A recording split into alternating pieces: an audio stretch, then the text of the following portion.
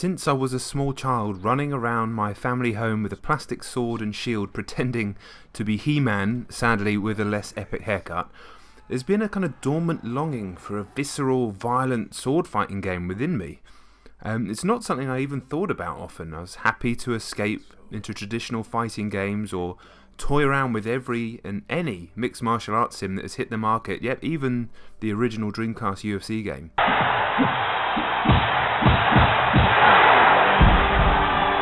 And as such, For Honor barely registered with me during the pre-release hype. I wrongly assumed its very existence was a reaction to the burgeoning popularity of the Souls series. And while that's still a part of For Honor's DNA, absolutely, in reality, it's something else entirely. And that's down to this man, Jason Vandenberg, creative director of For Honor at Ubisoft, and a man who loves swords a lot, and I mean a lot. He's been pitching this game for the past 15 years, and he finally got his way after actually bringing a replica wooden sword into a pitch meeting at Ubisoft Montreal and convincing the higher-ups there of the potential that he's seen in his mind for years. And a game like For Honor doesn't get made without that passion, without a creator that's as deep into the art of human hand-to-hand combat as Vandenberg. For Honor doesn't just set out to simulate the moves and techniques of these archaic styles of fighting, where samurai battles Viking, battles knight, in a story that only makes sense if you're prepared to literally detach your suspension of disbelief. No, For Honor wants to simulate the spirit of combat, the tension, the mentality, the feel. At its core, this is a new style of fighting game. I'll talk about the various modes and manners in which the game broadens its scope shortly. But when it's distilled into its purest form, For Honor is almost the modern equivalent of PS1 classic Bushido Blade, if you remember that game. In fact, one of the very first articles I ever wrote for gamestm, and this came to mind as I was thinking about this, probably within a month of starting my journalism career some 12 years ago, was about how I'd actually love to see a Bushido Blade remake on newer technology, and that newer technology at the time was PS2. And here it is, kinda. It isn't as brutal as Bushido Blade. It isn't as final as Bushido Blade. Your attacks don't quite carry the same finality for every strike that you hit, and nor is it as sketchy as Bushido Blade. But the samurai spirit is here in abundance. Fighters shift through 3 defensive stances, and that also determines their angle of attack. And you shift between those stances using the right stick, jabbing it up, left or right. Match your stance with your opponent and you'll automatically block their assault. Right? So instead of a game purely based around offense, like most fighting games, For Honor is instead focused on opening up your opponent. Right? It's separating them from their defensive barrier and exploiting the gaps in there. It's a mind game, it's a battle of feints and teases, of distance and timing. The third-person camera that would typically rob a fighting game of its space management, just the fact that you're behind something so you can't judge that distance in the same way that you can with a traditional fighting game. But For Honor shifts and lowers that perspective and it draws it back slightly. So these things like distance and like spacing, they do matter as much as they do in real life, but it also allows for that crucial lateral movement that a lot of fighting games don't include. It's a fundamental part of stand-up combat. You watch a boxing match and you see they don't fight in straight lines. There's a lot of circling and lateral movement that's crucial to that sport and how all stand-up combat works, really. And the animation in For Honor is miraculous, quite frankly. But there are mathematics driving the experience, and I know there's maths driving all games, but what I mean here, there's a predictability in For Honor systems that actually allows for its drama. And that's similar to things that we've seen in like the old N64 wrestling games. Everything in there was predictable, all the moves made sense and they have their counters. But by having that basis, it allows the game to be unpredictable when those things get switched on their heads or when counters happen at certain times. So this is a cerebral game then, but it's also one with an ironclad boot still in the fighting game genre. Each of the 12 combatants or heroes have combos and sequences, unblockable attacks, counters, throws. There are moves to learn both for yourself and for who you're facing. At its best, and at my best in fact, I read my enemy's attacks before they even come in. I know the Orochi is looking to bait me and counter with its charging slice. So I feint a heavy with my Warlord, which is my main, purely by happenstance. then crush the enemy with an unblockable headbutt before it can attack. At its worst, some of the balancing feels like it needs work. The assassin class of warriors, the quickest, like the Peacemaker for example, can decimate opponents quicker than those opponents can block. There are counters. Some of the heavier classes have priority when they're swinging their weapons, so they can kind of swing through an incoming attack and absorb that damage like a tank, but more time is needed to see if it's just a matter of experience to see if those balance issues work themselves out, or if Ubisoft needs to go in and manipulate the code to level things out. It's a little bit too early to tell.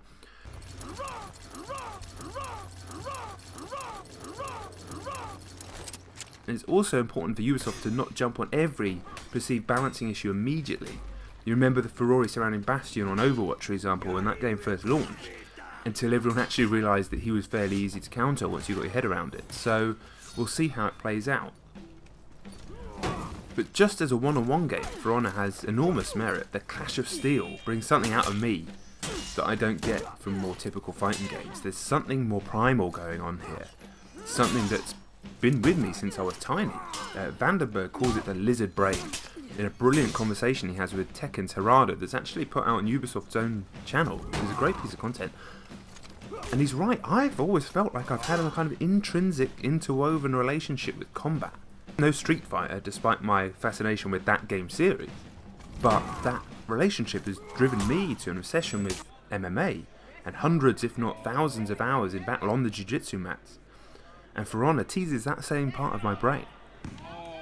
In fact, I mean, there's an argument that this is actually the best MMA game out there. And that's a strange thing to say, because it's not for the reasons you might think. I mean, apart from the fact that there are weapons in this game, and obviously not in MMA, unless you watch this mental Russian shit, of course.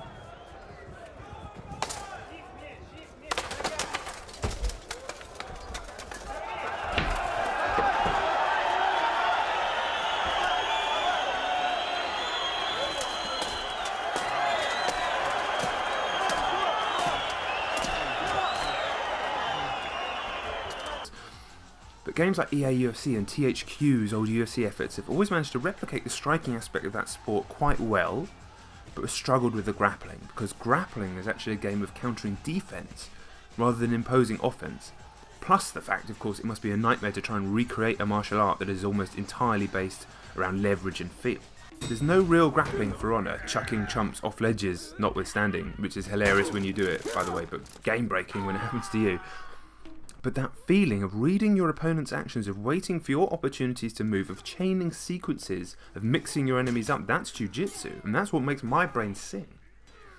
If there's a secret sauce in For Honor, Vandenberg told Mashable, it's that the game happens in your body more than it happens in your mind. What doesn't make my brain sing, though, or anyone's for that matter, is some of the other stuff surrounding this beautiful, brutal core. Despite using peer-to-peer matchmaking, For Honor is an always online game. No real issues there, it's a multiplayer game at heart. Apart from the fact the game literally did not work for me at all. When I first put it on, it would just boot out to a blue screen on PS4. And I had to use my mid-90s hacker skills to open up some router ports and allow the fuckers to actually play on PS4. Beyond that horror show, and that's a fairly isolated incident, it's definitely happening to some people but not to too many people, there's a lot of Uber crap in here that is more eye-rolling than head-rolling. Premium games with in-app purchases are ugly at the best of times, right? But we've learnt to accept cosmetic upgrades as part of a game's long-term revenue stream. What we don't like, though, is game-altering shit like gear and armour that you can, in a roundabout way, pay for. Outside of For Honor's duels and the Morris 2-on-2 brawls, where parts of the community have actually taken to standing and watch the other matchup upon vanquishing their opponent rather than ganging up on them. Not all the time, but it's cool when it happens. Beyond that, there are death matches called skirmishes, a 4-on-4 elimination mode, and the real meat of the multiplayer, Dominion. Unlike duels, these modes allow players to customise their character's gear, getting mild stat boosts for better armour, and unlocking perks that can be earned by mid-match levelling like a MOBA. Nothing wrong with this as a system, but this gear is earned through the in-game currency, steel. You can also buy steel for real money. Players with better gear have an advantage on the 4-on-4 battlefield. Pay to win isn't a completely unfair description. Now, in the interest of fairness, you can earn enough steel just by playing to fully gear up a chosen character. You can, reasonably comfortably, okay? And you don't need to buy the new characters, unlike stablemate and kind of spiritual sister Rainbow Six Siege. You just need to buy the right to be able to customize them, and it's only 500 steel each, which you can earn quite quickly. So it's not a massive issue, but it is an ugly blemish on the game. And there are some serious concerns with how this stuff actually works in-game. Anyway, fully geared players are kind of moulding their characters towards the revenge mechanic, the one that turns players kind of into Kratos if they block enough incoming shots, giving them a stamina and damage boost, a bit more health, and it parries an incoming attack if they activate it at the right time, like this. As a mechanic, it's fine, right? It's the key to surviving multiple attackers, and it helps give the game a bit of rubber banding, to use racing game terminology, and it ramps up the drama.